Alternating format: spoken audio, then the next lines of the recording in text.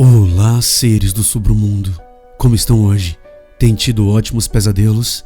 Bom, galera, eu vi que muita gente elogiou o episódio da semana passada. Muito obrigado. Esses episódios longos, assim, dão muito trabalho de fazer e realmente são bem exigem bastante dedicação e não tenho tempo sempre pra fazer isso.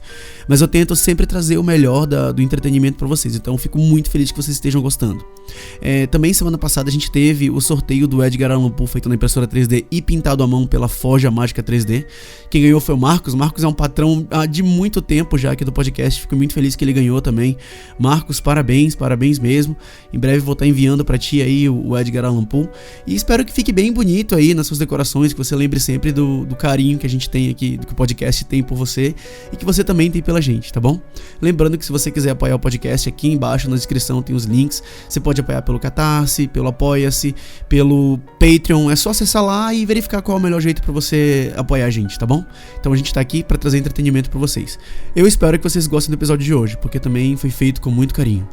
Eu sou o Bruno Lima e esse é o Submundo Terror.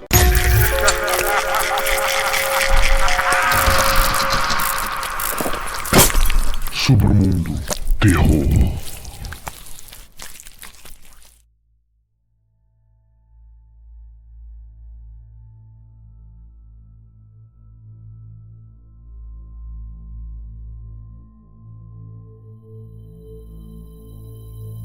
Eu não tenho um lar. Já tive, mas não mais. Meus filhos o venderam e eu não os culpo. Eu deveria ter estado lá com eles, especialmente em um momento como aquele, mas eles só perderam uma mãe. Eu perdi uma parte de mim. Passamos 40 anos juntos. Ela foi meu primeiro beijo e tínhamos apenas 9 anos. Na ponta dos pés, sob o visco, ao longo de uma vida construímos algo juntos. Algo belo e intricado, só nosso. E então ela morreu. E eu fui deixado para trás. Depois disso, me senti tão sozinho. A companhia de outras pessoas, até mesmo a dos meus próprios filhos, parecia errada, oca e fina como papelão. Nenhum consolo. Eu havia perdido metade de mim e doía como um inferno. Durante o funeral, tive que sentar ali e comer os sanduíches que minha filha jogou numa travessa, ouvindo as tristes condolências de pessoas que sabiam do buraco do meu peito, mas não podiam fazer nada a respeito. E como uma nuvem negra, o pensamento da minha casa vazia desceu sobre mim. O que eu faria quando todos voltassem para suas famílias? Quando meus filhos finalmente retornassem às suas vidas? Foi só na primeira noite, depois que me hospedei no hotel tropical, que compreendi a gravidade da minha decisão. Eu não voltaria. Eu não fingiria que a vida ainda tinha sentido. Sentei no meu quarto, pedi uma bebida e esperei. E 15 anos depois, ainda estou esperando. Mesmo depois de fecharem o hotel, mesmo enquanto o prédio desmoronava, enquanto o papel de parede descascava, estranhos saqueavam e a madeira começava a apodrecer, eu permaneci, envelhecendo, mas ainda vivo. Esse lugar me transformou em outro homem. Tive que me adaptar. Sou um catador, um invasor, desesperado, frio e faminto, mas o que mais sinto é a ausência dela, como uma dor latejante no peito. Mesmo depois de todo esse tempo, talvez eu esteja me punindo. Não sei, acho que só queria ser outra pessoa e esse lugar fez isso acontecer. Parece que foi em outra vida que fiquei no meu jardim assando hambúrgueres na grelha, ouvindo meu futuro genro tagarelar sobre futebol enquanto minha esposa e minhas filhas riam ao fundo. Eu tô tão distante daquele homem que nem sei se algum dia fomos a mesma pessoa. Agora só existe esse hotel. Que lugar especial ele. Hotel Tropical. Maçaneta de latão desbotado em cada porta.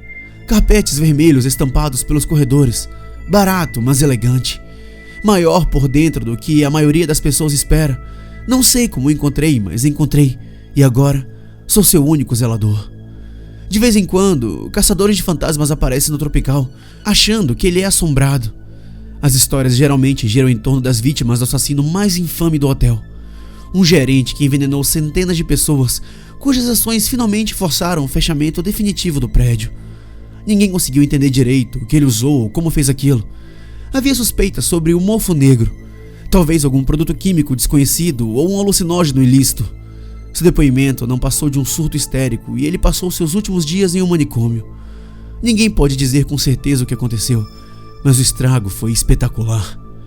Ao longo de 18 anos, dezenas de pessoas morreram, e não foi por alguma doença banal. Elas implodiram em um delírio cintilante, apodrecendo em cantos escuros enquanto suas mentes se enchiam de lacunas. Demorou meses para que a escala de loucura ficasse clara. um hóspede se enforcou dando um salto do telhado, de cabeça, como um mergulhador olímpico. O médico morreu tentando remover o próprio apêndice na sala de jantar, enquanto os outros hóspedes continuavam comendo. E um grupo de crianças de 11 anos, em uma excursão, se reuniu uma manhã no saguão e espancou o menor do grupo até a morte, enquanto a professora assistia e atribuía notas ao desempenho de cada um. Os hóspedes que ficaram aqui nesse período sonhavam com um piche fervente e oceanos vermelhos sangue até onde a vista alcançava. Eles se deleitavam com sua própria destruição, suas mentes derretendo nas bordas enquanto a moralidade escorria como cera quente. Mas isso é apenas a ponta do iceberg. Mesmo quando estava aberto, os funcionários, um rodízio constante dos adolescentes da cidade, odiavam e temiam o hotel em igual medida. Metade dos quartos era proibida para hóspedes e funcionários, mesmo naquela época. Novos contratados às vezes quebravam as regras, mas só uma vez. Aqueles que serviam comida para a mulher no quarto 312 descobriam que ela sussurrava coisas estranhas para eles através da porta fechada. A maioria achava inofensiva no começo, mas não depois de voltarem para casa e verem suas mãos pálidas sob suas camas ou de encontrá-la dobrada dentro da geladeira, murmurando reflexos sombrios de seus próprios pensamentos mais secretos. Se você prestar atenção ao visitar o Tropical, pode notar que, fixada na parede de cada andar e sala dos funcionários, há uma lista desses quartos interditados. Funcionários mais atentos teriam percebido que o 312 estava nessa lista, com um adendo de que todos os pedidos de serviço de quarto para seu ocupante deveriam ser ignorados. Desde que o hotel se tornou um prédio abandonado, carrego comigo uma cópia da lista o tempo todo, junto com alguns adendos meus. Alguns quartos são relativamente seguros. É fácil entrar no 804 e evitar a poltrona de couro vermelha que já dissolveu mais de alguns hóspedes idosos que só procuravam um cochilo sentado. Mas outros quartos são uma sentença de morte. No 614, algo estranho vive sob a cama e tem um alcance anormalmente longo. Seus membros retorcidos são capazes de se estender pelos corredores, dobrar esquinas e se mover habilmente pelo sistema de ventilação para capturar qualquer alma infeliz que tenha deixado seu cheiro no quarto. Em vários andares, você pode notar grades e dutos com tampas danificadas e, apesar dos esforços do gerente, quase sempre encontrará um resíduo marrom escondido em locais difíceis de alcançar, como a rosca de um parafuso ou a costura de uma solda. Esse era um dos lugares onde o residente do 614 finalmente alcançou uma vítima, com consequências violentas. Pelo que li nas anotações do gerente da época, ele podia esperar horas antes de atacar. Meu Deus, o Tropical realmente é algo especial. Um para-raios, uma lâmpada de vidro em plena explosão. 1000 histórias compõem uma história tão bizarra que levantam dúvidas sobre a cidade. Como alguém pode ignorar esse lugar? Como alguém pode mantê-lo em segredo? Você não encontrará referências a esse lugar na internet e suspeito que haja uma conspiração. Se existir algo por aí sobre ele, só pode oferecer uma fração do entendimento que adquiri vivendo aqui. Tudo o que preciso está no hotel. 9 andares, 600 quartos. Ali perto, um rio gigante de coisas antigas chegam à praia. Toque o solo ou a areia entre o hotel e a água e saiba que ficar aqui é se colocar no caminho de uma história tão antiga que corre o risco de esmagá-lo sob seus passos. Não me surpreende que o Tropical ainda esteja de pé, mesmo anos após seu fechamento. Do lado de fora do portão da frente, 3 escavadeiras enferrujam. Elas vieram para demolir tudo, mas isso foi há uns 12 anos atrás. Onde estão os operários? Coletes amarelos e capacetes jogados pelo chão, abandonados em pânico. Quaisquer que fossem os planos para demolir o Tropical, duvido que ainda estejam em andamento. Melhor assim, eu acho. O que fariam com a escadaria? Quando eu cheguei, ela estava selada com tijolos, mas desde então eu a abri, embora tenha levado algumas semanas ofegantes com uma marreta. Quando ainda haviam funcionários, eles reclamavam sem parar sobre o dono a mantê-la fechada. Não entendiam por que tinham que carregar tudo para cima e para baixo pelas escadas principais, onde os hóspedes frequentemente os repreendiam por atrapalhar eles. Bastou um olhar pela escadaria proibida para eu entender perfeitamente por que ela havia sido selada. Era enorme, grande demais para um prédio como esse. Deixei cair um tijolo no vão e nunca o ouvi atingir o chão. Apontei uma lanterna e contei mais do que apenas 9 andares. Muito mais. Doía olhar para aquele vão. De repente, o chão sob meus pés parecia muito menos sólido. Eu estava parado sobre algo frágil que dava para um abismo mais profundo do que qualquer coisa que eu já tinha visto. Desci aquelas escadas por mais de um dia e não encontrei o fim. Mas encontrei velhas expedições, figuras esqueléticas agarrando os próprios pescoços, tapando as bocas, rostos congelados em cartas de lamento. A maioria parecia adolescentes, perdidos, vestidos de jeans e moletons. Dos andares inferiores, encontrei até alguns que pareciam oficiais militares da Grande Guerra. Mais abaixo, alguns esqueletos estavam cobertos por malhas de cota de ferro antigas, como se destrói algo assim. Você enfia uma grande máquina amarela naquela escadaria e tudo o que vai acontecer é que você vai perder a sua grande máquina amarela. Evito aquele lugar como se fosse radioativo. Quem sabe o que pode ver lá embaixo, sobrevivendo de coisas invisíveis. Ao invés disso, passo meus dias indo de quarto em quarto, coletando as coisas que as pessoas deixaram para trás, ouvindo o que as paredes têm a dizer. A história desse lugar é uma conexão assombrosa com tantas vidas esquecidas. Você pode senti-la como uma dor no coração. Um dos quartos é impregnado com um pesado cheiro de sexo. Os postes da cama desgastaram o carpete, cavando sulcos nas tábuas de madeira por baixo. Eles ainda rangem com um ritmo familiar, mas doloroso de ouvir, como um rato frenético riscando seu caminho por uma passagem apertada. E é perigoso parar no limiar, até mesmo arriscar colocar a mão na porta. Você pode perder dias sob seu efeito. Uma mistura intensa de pensamentos e emoções confusas, como se estivesse possuído pelos sonhos embaralhados de outra pessoa. Nas poucas vezes em que tive o azar de ser pego por esse efeito, acordei dias depois, dolorido e privado de sono.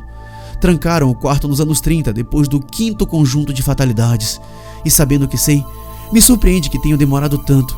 As vítimas morreram de desidratação, escaras, infecções horríveis e septicemia contraídas por práticas anti-higiênicas. Em uma ocasião, os funcionários arrombaram a porta e encontraram um quarto vazio, apenas roupas encharcadas e urina servida em taças de vinho. O que quer que tenha acontecido lá dentro, eu não sei e nem quero saber. Como todos os quartos interditados, ele tem um elevador de comida, um elevador mecânico antigo que mergulha nas mesmas profundezas que a escadaria. Suspeito que as forças que atuam naquele abismo vazam para cima pelo poço aberto e se espalham pelo hotel. Pode ser até a origem de toda a estranheza. Não encontrei nenhum registro de que os elevadores de comida tenham sido instalados ou sequer usados para seu propósito original. Eu verifiquei o elevador de comida do meu quarto deveria descer direto pelo bar do térreo, cortando através de vários bancos e do balcão. Mas o caminho que ele realmente segue parece ignorar o espaço tradicional. Ele me manda presentes, ou algo lá manda. Lá embaixo, na escuridão. Durante todo o tempo que passei no Tropical, sempre ouvi algo se movendo lá embaixo. Nada tão definido como passos, mas nunca foi particularmente silencioso. Poderia ser uma grade se abrindo em outro quarto para acessar o mesmo poço, ou talvez algo se saltando e caindo. Mas quando o hotel foi abandonado, os sons ficaram mais altos, batidas e estrondos, pancadas abafadas e talvez até grunhidos. Não posso dizer com certeza. Às vezes me acordavam, mas eu ficava ali, de olhos pesados, sem lembrar exatamente o que tinha ouvido antes de voltar a dormir. Por meses não dei importância, até que uma noite acordei da mesma forma que descrevi, confuso e exausto. Mas algo estava diferente. Eu senti medo instintivo. Fiquei imóvel e olhei através do quarto que estava fracamente iluminado pelo luar. Então percebi que a grade do elevador de comida estava aberta. O quarto estava frio e eu tinha puxado os cobertores até o queixo enquanto dormia, mas a janela estava fechada. Logo percebi que a corrente de ar vinha do poço antigo. Tremendo de frio e medo, puxei os cobertores para mais perto do rosto e então veio um som da escuridão. Um guincho metálico horrível, estridente, mas trovejante. Algum mecanismo antigo sendo forçado de volta à vida bem no coração do prédio. Passou rápido e eu me perguntei o que tinha sido, mas antes que eu reunisse coragem para me levantar e fechar o elevador de comida, o som se repetiu. Foi aí que me dei conta do que, fosse o que fosse, estava muito, muito abaixo de mim. Isso me deu algum alívio, mas não por muito tempo, porque o som apareceu de novo, e de novo, e de novo. E então percebi com o terror crescente que alguém estava operando o elevador, puxando a manivela com as mãos, um puxão de cada vez, fazendo a corrente vibrar e a ferrugem cair de uma máquina centenária. De novo e de novo, sem pausa entre os movimentos, até que, congelado de medo na minha cama, eu não pude mais negar o que meus ouvidos me diziam claramente. O elevador de comida estava subindo para o meu quarto. Por alguma razão, minha mente escolheu esse momento para me lembrar de todas as crianças que desapareceram no Tropical ao longo dos anos, de incontáveis pais que passaram algumas horas distraídos no bar, apenas para voltar aos quartos e encontrar nada além de lençóis revirados e sutis sinais de luta. Eu imaginei que aquelas crianças passaram. Imaginei elas como eu, deitadas na cama, ouvindo o elevador de comida se aproximar com seu mecanismo gemendo, incapazes de afastar o pensamento de que algo havia entrado naquele espaço apertado e estava se puxando para cima inexoravelmente em sua direção. Será que elas puxaram os cobertores sob os olhos para se esconder? Se arrastaram para debaixo da cama? Ficaram ali, prendendo a respiração enquanto o som estridente cessava e se ouvia apenas o ruído sutil de músculos inumanos rastejando fora daquela caixa de metal. Será que pensaram que, se ficassem perfeitamente imóveis, aquilo poderia seguir em frente e devorar outra criança? Será que essas estratégias alguma vez funcionaram? A essa altura, meus nervos haviam me dominado completamente. Eu não conseguia me mover, só conseguia olhar até que, finalmente, o elevador apareceu à minha vista. Uma caixa negra como breu. Naqueles poucos segundos encontrei a eternidade, cada instante se alongando para além do que qualquer mente humana poderia suportar, enquanto eu fitava os recessos sombrios do elevador de comida, até que por fim, algo me fitou de volta. Um par de olhos amarelos e uma única mão de 3 dedos se estendendo para agarrar a escotilha aberta. Por um momento, o mundo pareceu girar em um delírio irreal, mas eu não conseguia quebrar a tensão. Só conseguia tremer, me perguntando se meu coração finalmente iria ceder e explodir dentro do meu peito. Não sei quanto tempo realmente durou, mas no fim, o braço se estendeu e fechou a grade, e o som do metal torturado começou novamente. Lentamente, o mecanismo desceu e sumiu de vista. Quando o sol nasceu, encorajado pela luz do dia, corri para ter certeza que a maldita coisa estava firmemente fechada, que nada estava à espreita logo além do alcance dos meus olhos. Por um instante, me perguntei se poderia ter sido um sonho, mas os arranhões frescos do interior do poço do elevador de comida diziam exatamente o contrário. Eu decidi mudar de quarto, mas isso não era o fim. Se eu escolhesse um quarto sem elevador de comida, levaria menos de uma semana para outro aparecer na parede. Não importava o quanto eu me mudasse, tudo que eu fazia era espalhar aquelas malditas coisas por todo o hotel. Não havia como evitar aquilo. Na maior parte do tempo, o elevador apenas passava pelo meu quarto, suas rodas guinchando enquanto se arrastava do porão até Deus sabe onde. Mas em algumas noites, a grade se abria e aqueles olhos amarelos me observavam das sombras. E embora nunca tenha rastejado para fora e tomado meus piores pesadelos realidade, eu não conseguia impedir que ele me encarasse. Nem conseguia conter o medo paralisante que ele me causava. Obviamente, eu já estive em perigo no Tropical antes, mas sempre porque entrei onde não devia, em alguns dos muitos quartos proibidos. Essa foi a primeira e única vez que algo no Tropical pareceu notar minha presença. E pior ainda, resolveu me seguir. E como me seguiu? Não importava qual quarto eu escolhesse, o elevador de comidas logo aparecia e não demorava para que aquela coisa o seguisse. Não todas as noites, às vezes tão raramente quanto uma vez por mês. Mas quantas vezes você precisaria passar por isso para ser afetado de verdade? Eu comecei a ter cada vez mais dificuldade para dormir.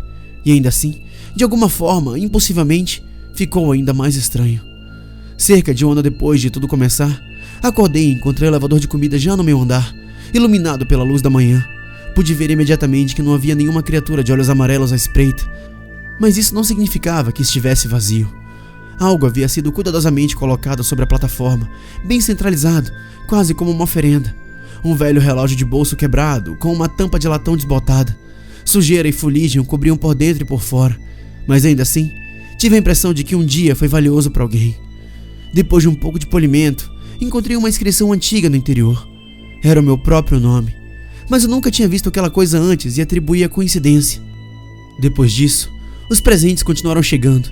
Uma coleção peculiar de lembranças sentimentais de sabe-se lá quem. Um álbum de fotos que mostravam o jovem aproveitando a sua juventude. Um relatório missionário da época em que o mesmo homem passou pregando na África, pelo que indicava um nome comum. Nada daquilo significava nada para mim. Às vezes vinham até objetos práticos como um gorro de lã no inverno ou um bom par de botas depois que as minhas se desfizeram. Demorei anos coletando esses itens estranhos até perceber um padrão peculiar. Se eu deixasse o presente mais recente visível no meu quarto, de forma que pudesse ser visto do elevador, as visitas noturnas cessavam. Dessa forma, acho que encontrei o único presente que realmente queria: simplesmente ser deixado em paz para dormir tranquilo. Nessa mesma época, notei que alguns dos meus pertences começaram a desaparecer.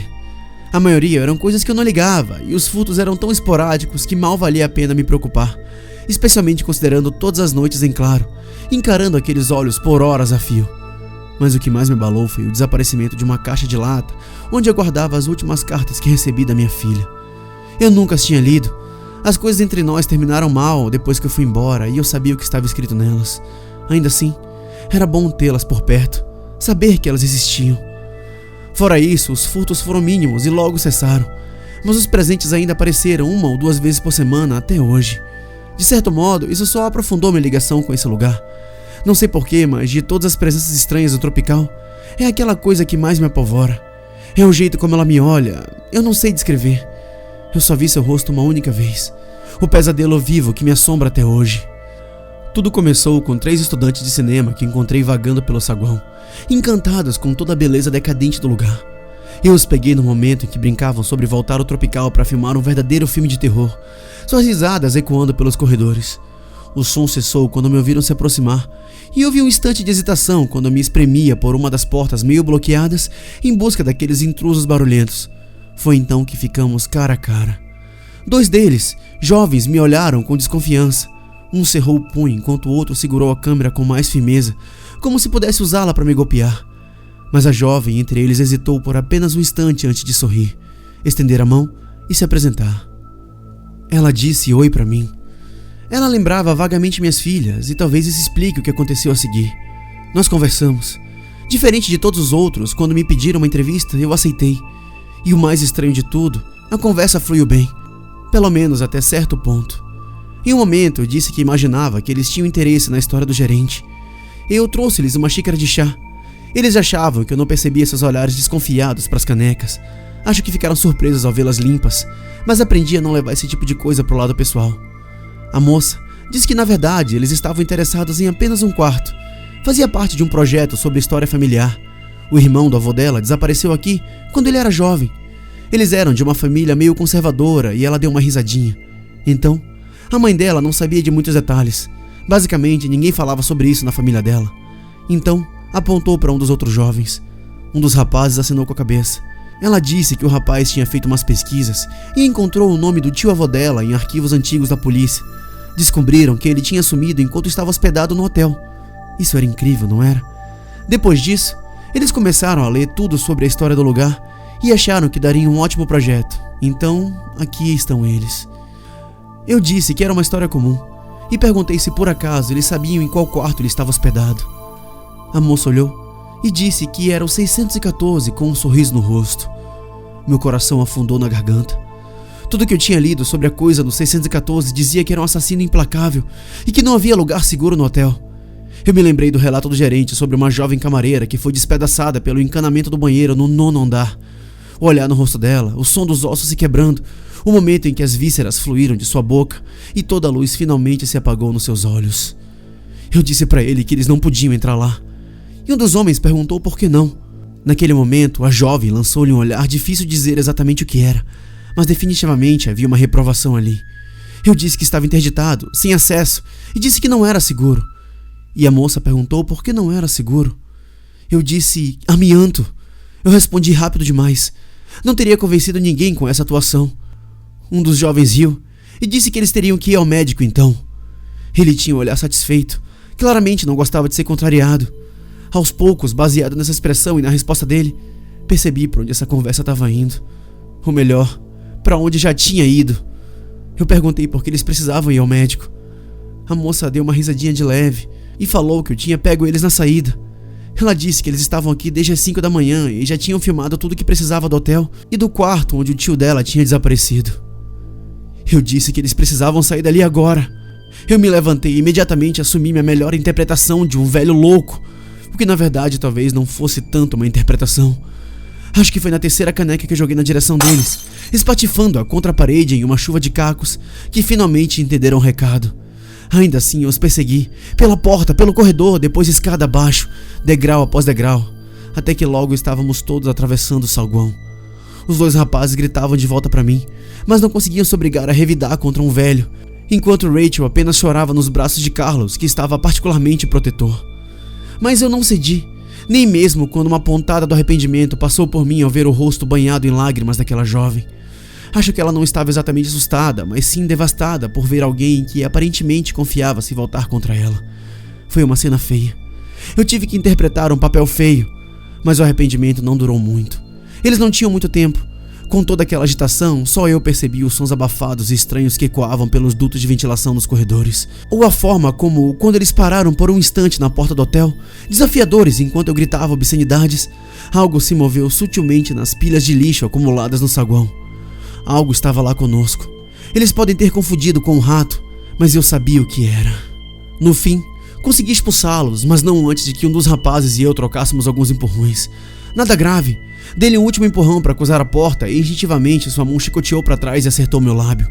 Sangrando, me certifiquei de que ele saísse completamente. Então fechei a porta e cuspi no vidro imundo. Sangue e saliva escorrendo pelo vidro. Eles ficaram do outro lado, horrorizados, antes de finalmente se virarem para ir embora. Observei 2 homens consolarem a jovem enquanto ela voltava para o carro. Então, me virei para voltar ao meu quarto e começar a me lamentar. Eu estava no meio do caminho para a escada mais próxima quando ouvi a porta se abrir. Eu ouvi a moça dizendo que aquilo não era desculpa, que eu provavelmente tinha 80 anos e que eles precisavam se certificar de que eu estava bem. Ela deve ter ficado surpresa ao ver a estranha mão brilhante que agarrou seu tornozelo, porque houve um breve tão baixo que era fácil ignorar. E então vieram os gritos.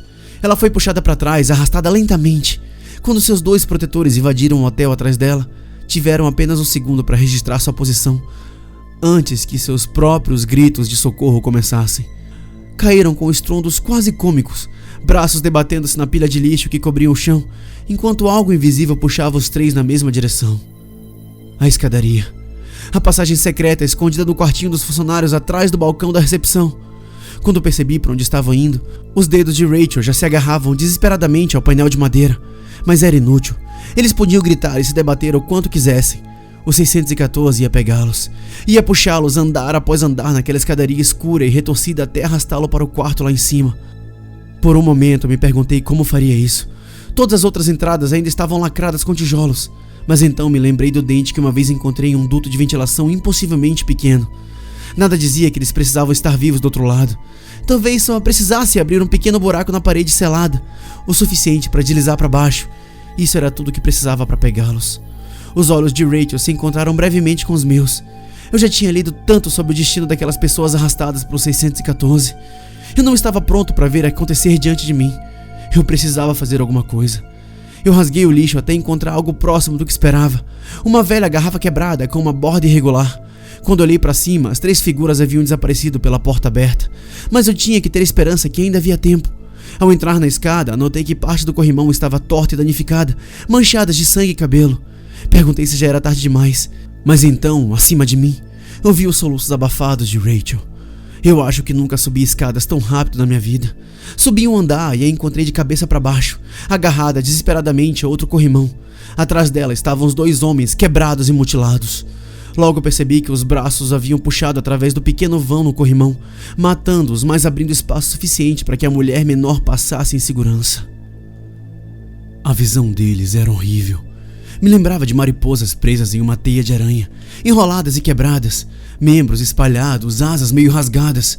Mesmo tão calejado como sou, não pude evitar estremecer ao olhar para Rachel e ver que o sangue e a sujeira que a cobriam não eram dela. Ela estava longe demais para que eu alcançasse. Então, subi mais um andar e, usando uma vassoura próxima, puxei o braço que a segurava para mais perto e agarrei com uma mão. Com a outra, comecei a cortar. O vidro era irregular, mas eficaz. A mão não era exatamente humana. Era macia e viscosa, seu sangue da cor de creme de leite. Sua pele anfíbia envolvia a perna dela perfeitamente, garantindo uma aderência firme, mas ao mesmo tempo era frágil sob o fio da garrafa quebrada. Bastaram alguns cortes bruscos para que ela fosse forçada a soltar e se afastar. Até hoje, me pergunto se o que aconteceu depois foi intencional, se foi um ato de vingança. A coisa lançou Rachel para longe no vão da escada e ela caiu como uma pedra na escuridão. Ela não gritou. Talvez já estivesse inconsciente a essa altura, mas ela caiu tão rápido que eu fiquei ali, gaguejando, incapaz de processar a perda brutal. Esperei por longos minutos, gritando para baixo, desesperado por uma resposta, mas não veio nada. Apenas silêncio, um silêncio brutal e assombroso. No fim, tive que aceitar que ela se foi, perdida para sempre. Aquela noite, deitado na cama, me peguei imaginando se ela cairia para sempre, gritando no vazio. Ninguém estava lá para segurá-la. E se houvesse um fundo naquele pesadelo, ela não sobreviveria ao impacto. Adormeci torcendo para que houvesse um fundo, que ela o atingisse tão rápido que não sofresse por mais um segundo. Mas fiquei sem resposta quando, alguns dias depois, acordei e encontrei o pequeno elevador de serviço, como sempre, trazendo um novo presente: a câmera dela. Não era uma filmadora como a dos outros caras. Era uma câmera digital que ela usava pendurada no pescoço. Só a tinha visto usá-la 1 ou 2 vezes para fotografar grafites ou quartos vazios. Quando chegou até mim, estava meio quebrada, mas não foi difícil encontrar um cabo para carregá-la e ver as fotos que havia tirado. As primeiras dúzias eram comuns, mas depois... bem... as imagens mostravam a escada. De alguma forma ela conseguiu alcançar o corrimão e dali um patamar. Mas devia estar perdida porque essas fotos mostravam portas e lugares que eu nunca tinha visto antes. Até onde ela caiu? As fotos eram estranhas e desfocadas, borradas, escuras, difíceis de entender. Vi uma catedral em uma planície de concreto estéril, vitrais com santos irreconhecíveis fazendo coisas terríveis, quartos escondidos com gramofones antigos e móveis vitorianos, quadros nas paredes de pessoas com olhos de mais ou de menos. Uma foto, a mais nítida de todas, mostrava o saguão de um velho prédio de apartamentos à noite. Placas do teto caindo sobre um chão abandonado enquanto um velho olhava horrorizado para quem fotografava. Mais assustador era a silhueta pairando sobre seu ombro. O espectro aterrador de uma mulher morta há muito tempo. As fotos continuavam mostrando visões ainda mais bizarras, céus alienígenas, luas estranhas, mas talvez o pior de tudo fosse a imagem de uma cama infantil espiada pela fresta de uma porta de armário aberta. Deus sabe o que habita aquele labirinto. Não me surpreenderia se fosse a origem de todos os pesadelos da humanidade. Mas foi a última foto que mais me cativou.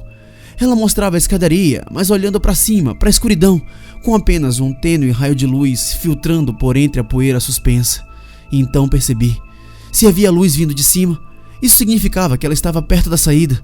Talvez, depois de tanto vagar, ela tivesse encontrado um caminho para a segurança. Eu precisava saber se ela ainda estava viva, mas primeiro eu tinha que ter certeza de que era mesmo ela lá embaixo. Por mais que a esperança tivesse me dominado no momento, eu não sou idiota. Nenhuma das fotos mostrava claramente quem as tirou, e o fato de a câmera ter chegado pelo elevador de serviço significava que, em algum momento, provavelmente caíra nas mãos da coisa de olhos amarelos.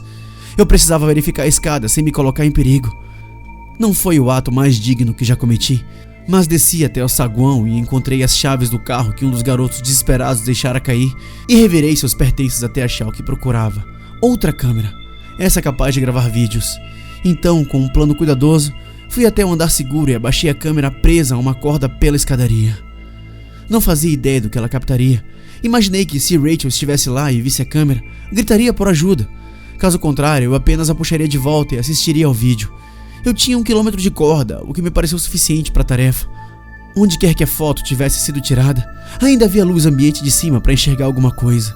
A 1000 metros de profundidade deveria haver apenas trevas absolutas, né? Mesmo assim, abaixei a câmera até o limite, amarrei a corda e a deixei lá por alguns minutos enquanto descansava os braços. Eu estava prestes a puxá-la de volta quando algo mudou. Meus dedos mal tocaram a corda quando o nó se apertou. As fibras rangeram, o balanço dela mudou. Com uma mão eu testei o peso. Ela não se moveu um centímetro. O que quer que estivesse pendurado do outro lado era pesado demais para ser apenas a câmera. E havia algo profundamente errado na forma como a corda se movia, raspando para lá e para cá no corrimão. Algo estava lá embaixo e estava subindo pela corda, muito rápido. Rápido demais para que eu pudesse processar qualquer coisa. Peguei a faca que tinha certeza de manter comigo e comecei a serrar furiosamente. Mas a corda não parava quieta. Ela se movia com tanta força que ameaçava arrancar a faca das minhas mãos. Era uma tarefa quase impossível e por mais que eu tentasse, não conseguia evitar que meus olhos seguissem o traçado da fina corda desaparecendo na escuridão abaixo, esperando a qualquer momento que aquela coisa terrível aparecesse. Quão rápido aquilo podia se mover, eu me perguntei. Com que velocidade conseguia subir 1000 metros? E se tivesse saltado apenas alguns andares abaixo? Talvez tivesse apenas 10, 20, 30 metros para alcançar. Quanto tempo eu tinha? O suor escorria pelas minhas costas, ardia na minha testa e tornava minhas palmas escorregadias, dificultando ainda mais segurar aquela faca de cozinha frágil. Eu mordi meu lábio com tanta força que ele sangrou, tentando manter o foco, impedindo que minha mente se desviasse de novo e de novo para a escuridão. No final, restavam apenas alguns fios apertados segurando a corda quando a faca escorregou nas minhas mãos trêmulas. Sem nem perceber, soltei um grito desesperado e com medo e me inclinei para tentar pegá-la antes que a gravidade a levasse para sempre. Enquanto a faca caía, reluzindo na sombra, 2 olhos amarelos emergiram. Brilhantes e ávidos, acesos por uma inteligência maliciosa que eu nunca havia compreendido antes. Eram minúsculos, menores que uma ervilha, cravados em uma cabeça deformada, coberta por espaços e finos bigodes brancos, dando-lhe uma aparência simultaneamente jovem e envelhecida. Um dia talvez tenha sido humano, quem sabe?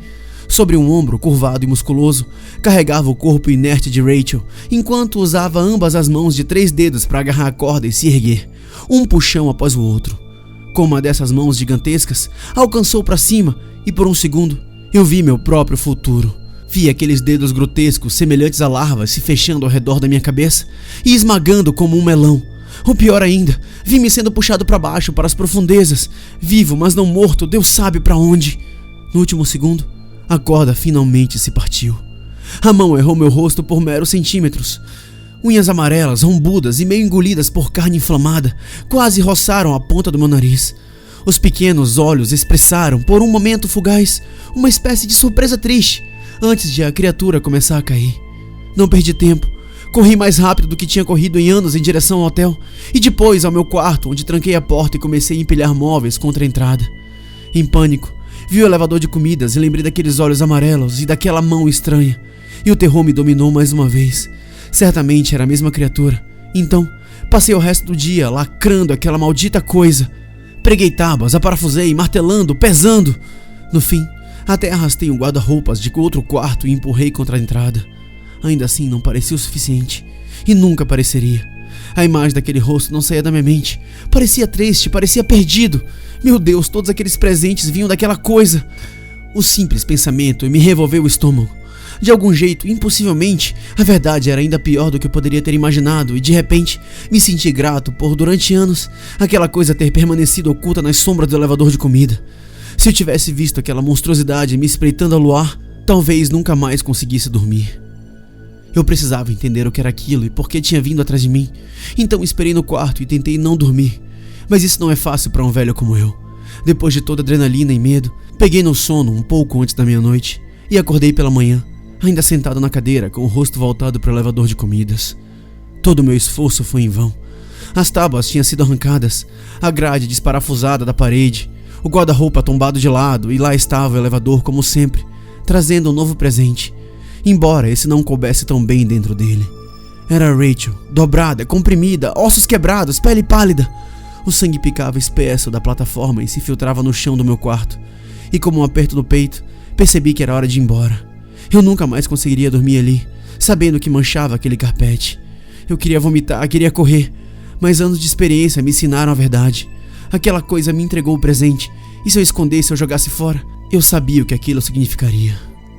Significaria uma visita noturna, o rangido das velhas engrenagens, uma noite insônia encarando o escuro, e agora eu sabia o que espreitava lá seria 1000 vezes pior. Depois das 4 horas mais exaustivas da minha vida, finalmente tirei Rachel do elevador de comidas e a sentei na minha cadeira, ali, à vista daquela criatura horrenda. Depois disso, tive certeza de que nunca mais pisaria naquele quarto e comecei meus preparativos para ir embora. Eu nunca vou entender aquela criatura. Seus desejos e necessidades vão além da minha compreensão. Sua obsessão doentia por mim é nauseante. Não bastava me torturar com o cadáver de Rachel, ela também tinha enfiado em sua mão a velha caixa de lata com as minhas cartas. Por um momento fiquei feliz de tê-las de volta, mas então abri a caixa e meu coração afundou. Todas haviam sido rasgadas em pedaços, exceto um único pedaço de papel no qual algo havia rabiscado palavras em uma caligrafia medonha, quase ilegível. As palavras isoladamente faziam sentido, mas juntas perdem qualquer significado lógico. Parece que ela está tentando me confundir, porque parece ter algo errado com a minha mente. Eu vou ler para você, para te mostrar o quão insano aquele ser realmente é. A melhor coisa que você pode fazer é levar o corpo da garota e ir embora. Dê aos pais dela um encerramento.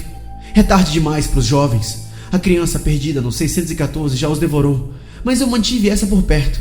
Eu a protegi e fiz o que pude para garantir que seu corpo voltasse para casa. Tentei entregá-la diretamente a você, mas falhei. Isso foi o melhor que consegui. O resto é com você. Você precisa levá-la e sair desse lugar. Tropical me mudou por fora, mas você... ele te mudou por dentro.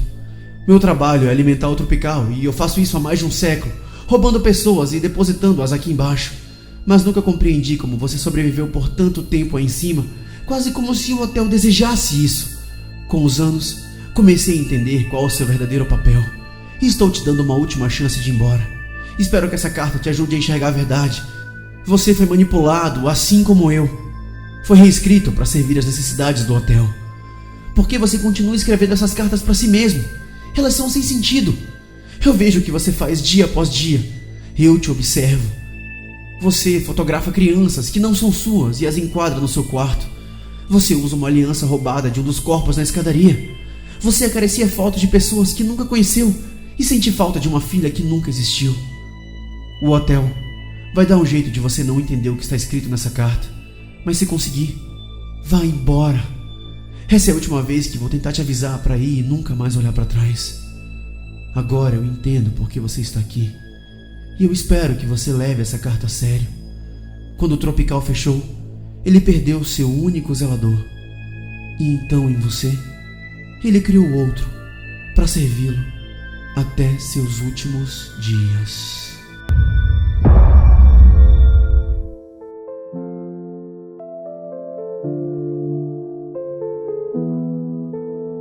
The palm trees weep in the moon's faint glow. A sign hangs crooked, the wind softly blows. The tropical stands where shadows unfold. Its walls hold whispers and stories untold. Abandoned homes and the overseer waits, watched by the eyes of the rust-covered gates. And infinity stares where the brave drop away, in the dark of the night where no soul dares to stay. The chandeliers sway with no breeze in the air. A hollow hum rides the spiraling stair. The rooms echo cries of those who did stray into realms of the lost where they vanished away. In tight